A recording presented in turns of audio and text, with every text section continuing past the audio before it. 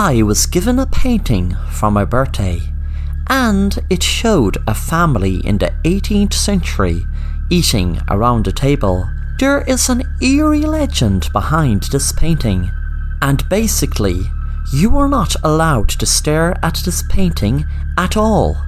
I found that to be crazy because all paintings are made to be looked at, so when a painting exists where you cannot stare at it, it has that artsy feel. So I put this painting where all people could see it and stare at it, clearly going against the legend behind this painting. As visitors and family members in my family kept going past the painting, looking at it every time they went out the door or when they came in, the painting started to become more sinister. It was changing from its original look. Have you ever had that feeling of not wanting to be stared at, but people were staring anyway? It's not a nice feeling, is it? Anyhow, the painting now showed the father of the household stabbing the mother so he could hide behind her dead body, protecting him not to be stared at. After a couple of days, it then showed the sister stabbing the brother so that she could hide behind him to not be stared at. I wish I had hid the painting so it could not be stared at. I became more intrigued as days went by when I found that objects and furniture had somehow moved towards the painting to cover it up. Even the paint on the wall which the 19th century painting hung on started to change colour. I also found newspapers and other forms of paper just randomly floating towards the painting to cover it up. Even when the painting showed the father hiding behind the dead members of his family so that he could not be seen, I still hadn't learnt my lesson. I learnt my lesson when my 2 kids and wife woke up blind with bleeding eyes. To this day, doctors cannot figure out how they went blind, but I guess the painting can now feel more comfortable and not being stared at. Anyone else from the outside who stared at the painting suddenly got damaged eyes with bad vision. I had a little peek at it recently, and the painting has gone back to normal, with the family members eating around the table.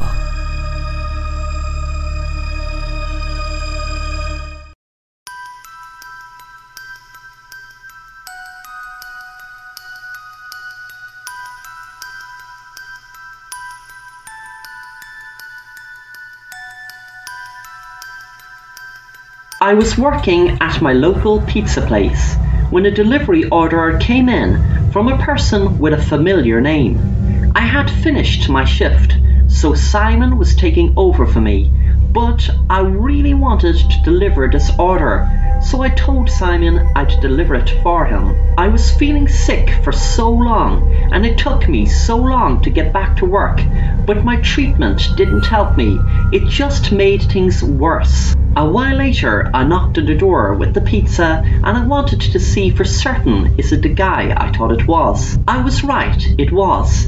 It took him a while to register who I was, but when he did, he took the pizza and said, "Hey Susie, how are you keeping? It's great you're back to work." I smiled back and said, "Hey Mr. Potter, I'm doing good now, thankfully."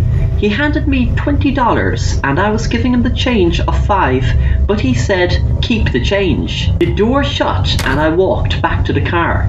Mr. Potter sat down to eat his pizza and felt hungry after a long hard day's work when suddenly the light went out. He said damn and wondered where his flashlight was. Mr. Potter walked into his room to fetch it when someone came up behind him and stuck a needle in his neck and he collapsed. He didn't know how long he was out, but when he came around he was sitting on a chair with loads of electric wires around him and there was a flashlight blinding his eyes. Susie was staring right at him. "You sure loved to use electricity on me, didn't you?" He said, "Susie, what are you doing?" She took a wig off, showing her bald head. "Mr. Potter, I am going to flick the kill switch back on in just a few minutes, and you are going to fry alive with those electric wires that are tied onto you. That, I must add, I doubt you will be able to wiggle free with your hands tied behind your back. I learned all that from you.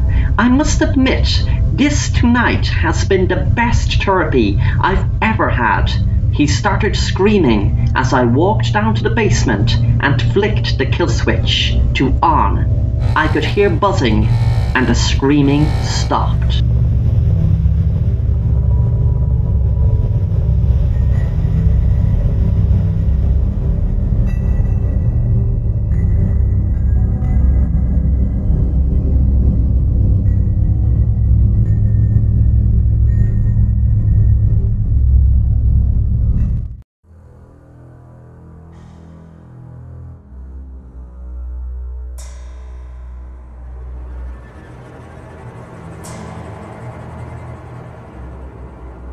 We moved to a new home. Our home went through a home invasion many times. So much we had to move. As I was packing my stuff, I called my friends to see if they can help me with the moving. They agreed. We carried boxes and boxes to the truck. It was already night. Exhausted, we agreed for a sleepover. As it was 5:08 a.m, I was awake, but I wasn't tired at all. The next day we went to the basement to carry more boxes and old stuff. What caught my attention was an old flip phone. I picked it up and went to my room with my friends to check it out. The flip phone belongs to a crackhead who lived in our basement. I went to investigate as soon as I read the messages. Then I heard a voice saying, "You found me. Congrats." I ran so fast, I told my parents and we called the police. Later, the man was found. His intentions were to murder my family.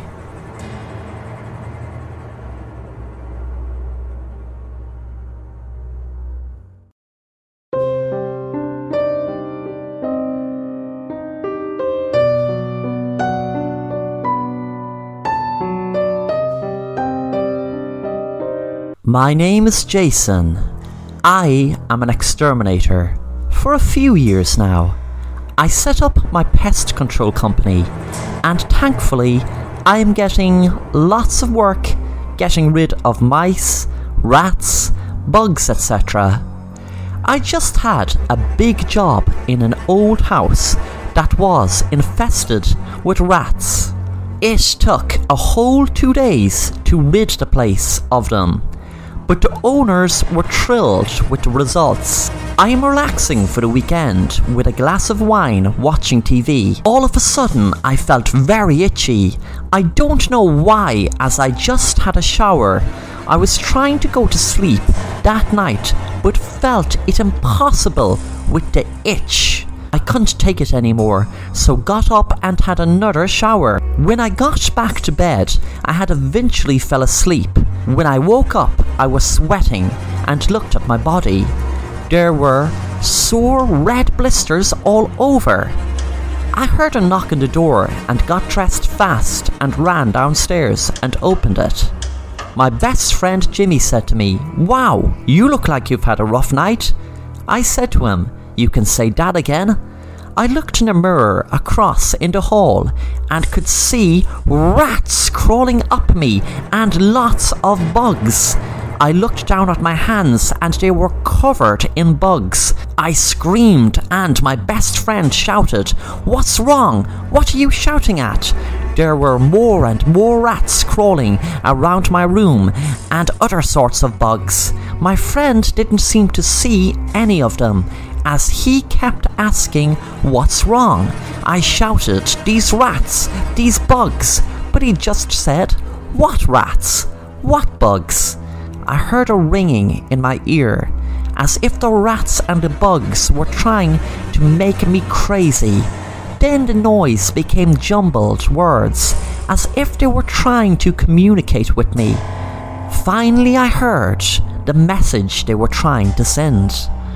The bugs and rats you killed are the itch you feel because the bugs and rats you killed are haunting you.